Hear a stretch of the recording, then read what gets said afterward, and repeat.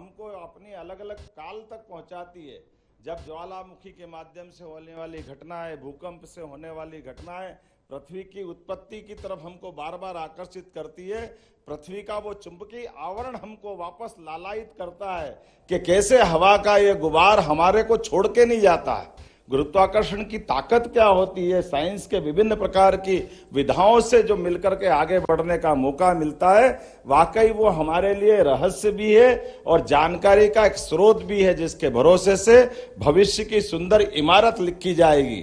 मैं आज इस बात के लिए बधाई देना चाहूंगा कि हमारे सारे ज्ञान विज्ञान की उस समागम के माध्यम से कमोबेश 1 वर्ष की हमारी सरकार की यात्रा में हमारी सरकार ने समान रूप से काम किया है।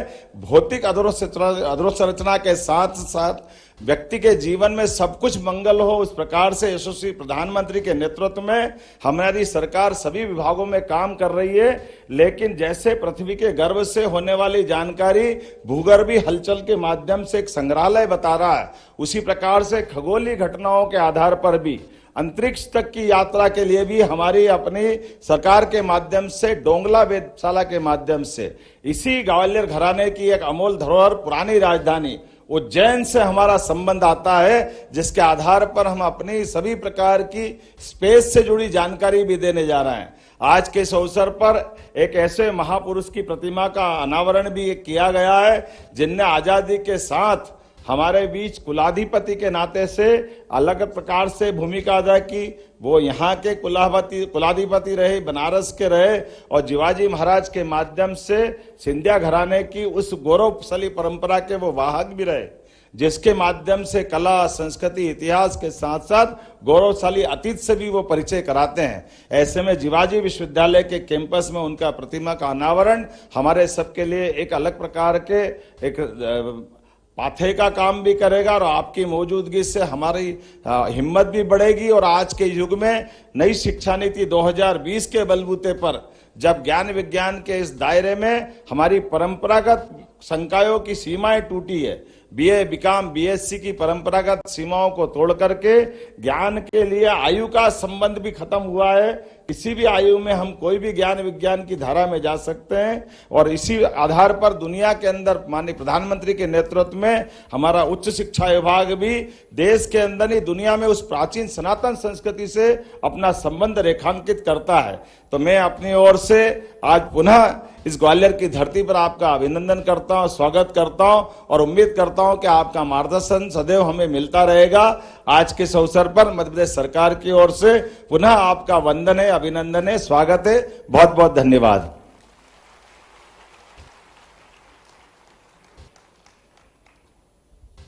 आपके प्रेरक और आशीर्वचनों के लिए बहुत बहुत धन्यवाद माननीय मुख्यमंत्री जी। हम सब जिनकी उपस्थिति से अत्यंत अभिभूत हैं, उत्साहित हैं, मैं ऐसे सुस्पष्ट, सुदृढ़ व्यक्तित्व भारत के माननीय उपराष्ट्रपति जी श्री जगदीप धनखड़ जी से विनम्र अनुरोध करूंगा अपने मार्गदर्शन और उद्बोधन के लिए।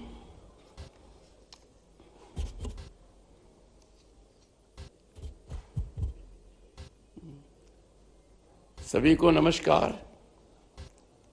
Honourable governor of Madhya Pradesh Shri Mangubhai Patel ji, honourable chief minister of Madhya Pradesh doctor Mohan Yadav, मनमोहक अभी यहाँ पर हम सब ने देखा।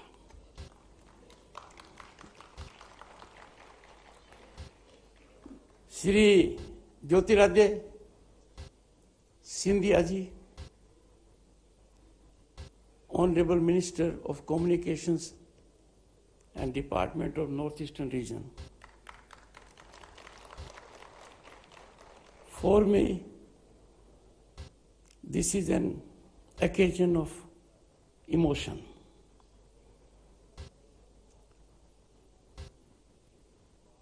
आज का दिन मैं कभी नहीं भूलूंगा और कभी कल्पना नहीं की थी कि आज ऐसे कार्यक्रम में उपस्थित रहूंगा कि वो मेरे लिए सदा स्मरणीय रहेगा।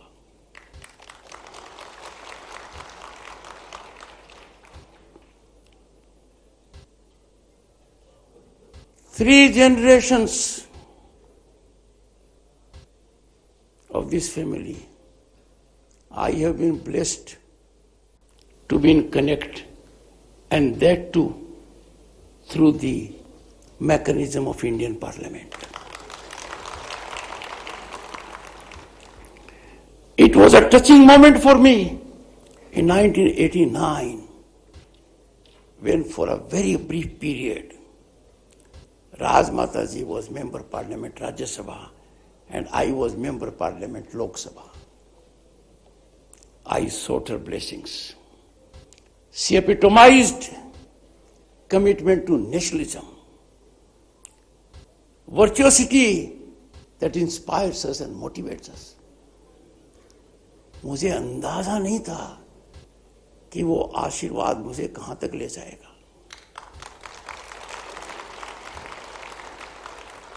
I had the great good fortune to be mentored and handheld by Madhavrao Scindia ji, late Madhavrao Scindia ji. Madhav भगवान विष्णु और कृष्ण के प्राथमिक उपनाम है. मेरे जैसे अनेक पार्लियामेंटेरियंस के वो माधव थे.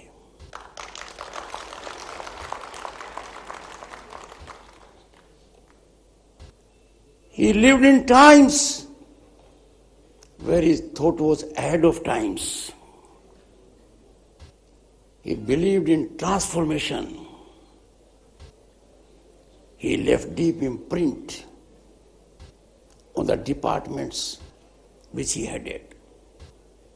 किसी भी मंत्रालय में गए, ऐसी अमिट छाप छोड़ी जो आज तक याद है. रेल मंत्रालय का परिवर्तन आसान नहीं था. माधव ने क्या किया, ये आज और हम सबके सामने है.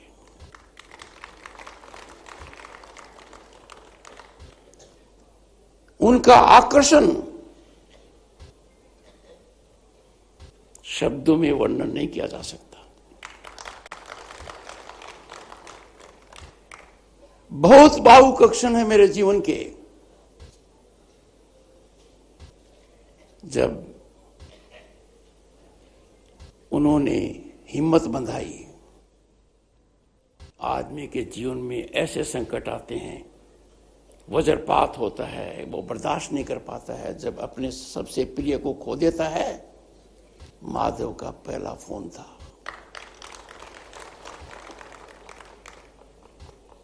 चलाकर जयपुर आए और आज विधि की रचना अजीब होती है. माधव की ज्योति के लोह का गर्माश मैं महसूस कर रहा हूं संसद में और शासन में.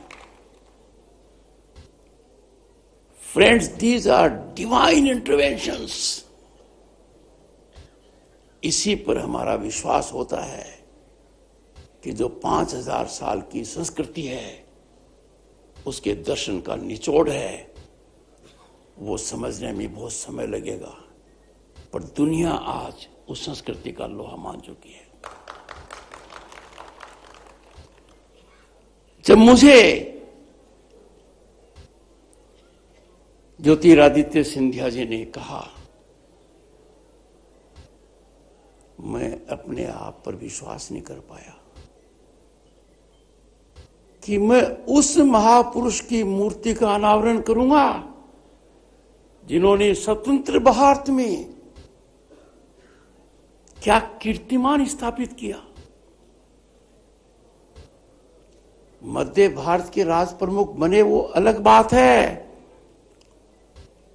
उन्होंने सरदार पटेल की भावना को देखते हुए, राष्ट्र भावना को देखते हुए, और आज सरदार पटेल जी की जयंती है, उनको नमन करता हूं मैं.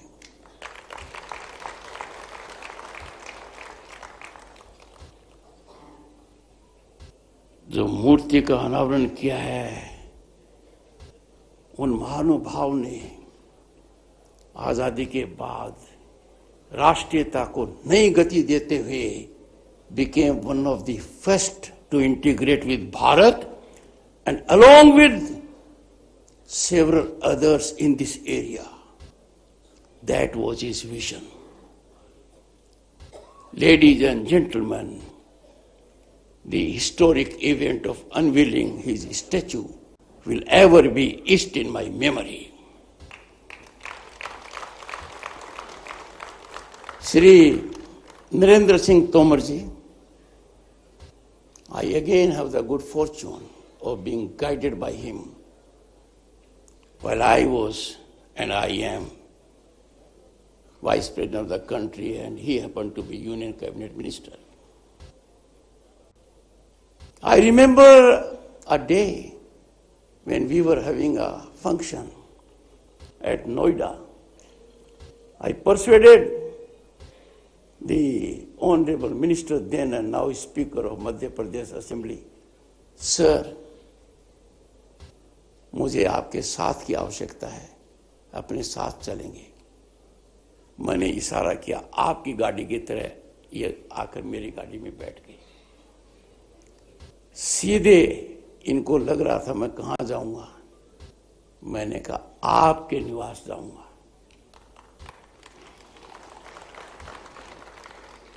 Honorable Ministers, Shri Tulsi Silawat, Shri Narayan Singh, Shri Inder Singh Parmar, Shri Rakesh Shukla, and the Vice Chancellor, Professor Avinash Tiwari. Distinguished guests and my dear friends. By friends, I mean young boys and girls. And those who are on the bank benches, my message to you, you are not backbenchers, you are just on backbenches.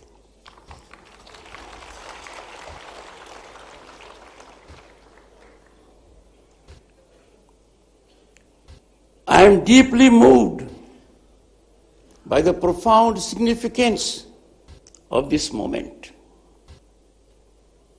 It is easy to imagine now that things have taken place. But when you roll back, काल चक्र को घुमाकर पीछे जब जाएंगे तो हमें पता लगेगा कि वो जमाना कैसा था, उसमें ये सोच आना much ahead of times. And for that, my salutations. Friends,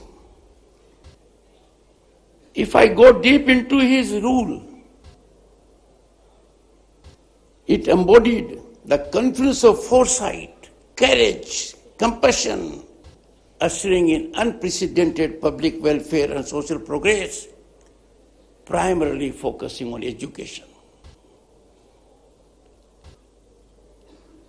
I fully subscribe to the view of Honorable Minister Jyotiradittya Scindia. Education is the most impactful mechanism of transformation. Education brings about equality and cuts into inequities. Education alone can be put as fragrance and nectar of democracy. Education makes us aware of human existence, human dignity, and our belief in prosperity of the planet. And when someone focuses on this, हमारे मन में एक ही विचार आता है, आदर भाव का, सम्मान का। ऐसी शख्सियत हमारे लिए प्रातः पूजनीय, सदैव आदरणीय है।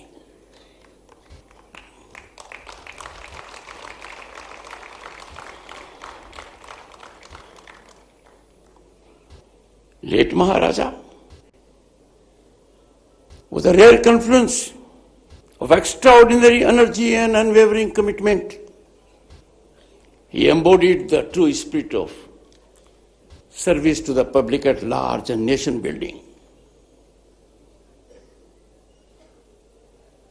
Look at the journey he had post-independence. No time was lost in nurturing the spirit of nationalism. No time was lost in blossoming it. And that is why Scindia family is amongst very few families in the country and the world to be so organically associated with democratic process. But what is more outstanding is that the contributions members of this family are making and have made is in premium category. Yesterday, I had the good fortune to attend a program, and that again, fortunately, friends, was a journey of 6 decades, as is for this university. And the Honorable Minister, Mr. Jyoti Scindia ji, had so enthused that the entire human resource present before me was in sync with his enthusiasm. I came out invigorated, enthused. A leader is one who doesn't think of the moment. He thinks of the future. A plan or a scheme is of the moment, but vision is something for larger extent. और समय क्या चाहता है? बदलाव होकर रहेगा। परिवर्तनशील दुनिया है। सोक्रेटिस से पहले ग्रीक के एक फिलोसोफर हिराक्लिटस ने कहा था, The only constant in life is the change. और उदाहरण स्वरूप उन्होंने प्रस्तुत किया कि एक व्यक्ति 2 बार एक नदी में प्रवेश नहीं कर सकता। उसने व्याख्या की, क्योंकि न तो वो व्यक्ति वैसा है जब पहली बार नदी में गया था, और न नदी है। Boys and girls, let me tell you, if you ever have the experience, and you must have, of standing in running water or a river, to be at the same place, you will have to constantly move your feet, otherwise you will be swept. और बड़ी प्रसन्नता का विषय है कि शिक्षा जो अत्यंत महत्वपूर्ण है, प्रधानमंत्री नरेंद्र मोदी जी ने 3 दशक के बाद एक ऐसी राष्ट्रीय शिक्षा नीति का निर्माण किया जो भारत के भविष्य को सुरक्षित करती है। पश्चिम बंगाल के राज्यपाल की हैसियत से मुझे इसका ज्ञान बोध है। Stake holders in thousands gave in their inputs. And then we had this policy. इस पॉलिसी पर जिस चीज का ध्यान दिया गया है, मैं मानकर चलता हूं कि ये महाविद्यालय, विश्वविद्यालय will take lead in executing the policy to the last mile. आज के दिन दुनिया बदल चुकी है। एक जमाना था मेरे जैसे लोगों का, टेलीफोन के लिए बड़ा प्रयास करते थे, स्टेटस सिंबल था। आज कोई करता है? फिर जमाना आया टेलीफोन बूथ का, कहां गायब हो गई? कभी कल्पना की थी कि इस भारत में हर व्यक्ति के पास स्मार्टफोन होगा? कभी सोचा था कि जब ये टेक्नोलॉजी आई तो हमारे यहां 2 निर्माता थे, आज हमारे निर्माता 100 से ज्यादा हैं और हम निर्यात करते हैं। कभी नहीं सोचा था। Boys and girls, we are living in times of hope and possibility. आज के दिन आप अपनी प्रतिभा चमका सकते हो, क्योंकि ऐसी व्यवस्था का निर्माण हो चुका है where you can fully exploit your potential and realize your dreams and aspirations. और ऐसा क्यों हुआ है? क्योंकि बॉयज एंड गर्ल्स आज के नवयुग को सबसे ज्यादा चिंता रहती है कि मेरी प्रतिभा का आकलन कहीं भ्रष्टाचार तो नहीं खा गया, मेरी प्रतिभा का आकलन कहीं सिफारिश से तो नहीं हो रहा है। और यह स्थिति आ गई है कि कानून के सामने समानता, जिसमें कुछ लोगों का विश्वास नहीं था, वो अपने आप को कानून से ऊपर समझते थे कि कानून हमारा क्या कर लेगा। आज उनको कानून की गर्माश महसूस हो रही है। एक जमाना था, और ज्यादा समय नहीं हुआ है, याद कर सकते हो, बिना एक्स्ट्रा लीगल मीन्स के, बिना करप्शन के कॉन्ट्रैक्ट जॉब और अपॉर्चुनिटी मिल ही नहीं सकती थी। एक बदलाव देखिए आप, क्योंकि अगली बात कह रहा हूं वो आपको समझ में अच्छी तरह आएगी। बदलाव पूछिए अपने दादा दादी से, नाना नानी से। वो बिल बिजली का देते थे, लाइन में खड़े होना पड़ता था। रेलवे की टिकट के लिए लाइन में खड़ा होना पड़ता था। सरकारी कर्मचारी को छुट्टी लेनी पड़ती थी। पासपोर्ट को अप्लाई करना एक अजीब बात थी, और बैंक में अकाउंट खोलना सपना था। These mega transformative things are now ground reality on account of technology. और अब क्या है? अब ये टेक्नोलॉजी बहुत फास्ट बदल रही है। तो नई तकनीकी आ रही है, जिसको परिभाषित कर सकते हैं artificial intelligence, internet of things, machine learning, blockchain and the kind. ये बहुत जल्दी बदल रही है, ये हमें भी बदलाव ला रही है। पर ऐसी संस्थाओं का परम कर्तव्य है कि वो शोध कर अनुसंधान कराएं, and they must convert the challenges of these disruptive technologies into opportunities. और मेरे मन में कोई शंका नहीं है कि ये महाविद्यालय, महाविश्वविद्यालय जरूरी कर रहेगा। मैं यहां से आग्रह करूंगा कि महाराजा श्रीमंत जीवाजीराव सिंधिया जी ने जो मार्ग प्रशस्त किया था शिक्षा में रुचि दिखाने का, आज का उद्योग, आज का व्यापार, उनकी संस्थाएं, they must invest in education. I appeal to industry, trade, business and corporates and their associations to take a policy decision to pool their CSR funds, to bring about institutions and nurture them, because investment in education is investment for the present, for the future, and assures our growth to be transformed from incremental to vertical. समय की मांग है हर व्यक्ति को आज के दिन quality education मिले, और मैं मानकर चल रहा हूं यह देश में गति से हो रहा है। पर एक चिंता का विषय है, चिंतन के लिए है, मंथन के लिए है। Let us ensure there is no commercialization of education. Education is service. इसको सर्विस की भावना से हमें लेना चाहिए। बॉयज एंड गर्ल्स, अंत में मैं दो बात कहूंगा। एक, there will be an MOU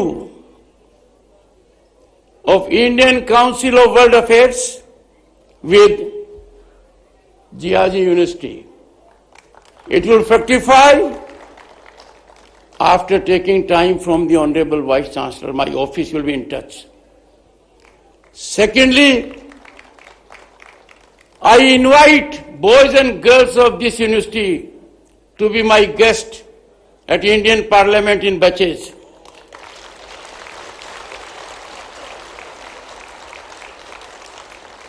That will give me an occasion to interact with you there. I can see the smile, I appreciate it. And boys and girls, you will be happy to note this is ongoing exercise. पर एक बात ध्यान रखिए, न्योते में देरी नहीं करनी चाहिए।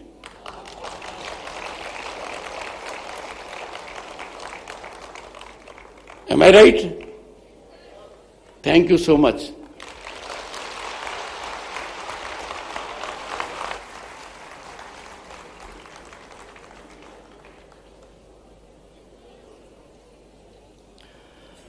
बहुत बहुत धन्यवाद माननीय उपराष्ट्रपति जी, आपके प्रेरक और आशीर्वचनों के लिए।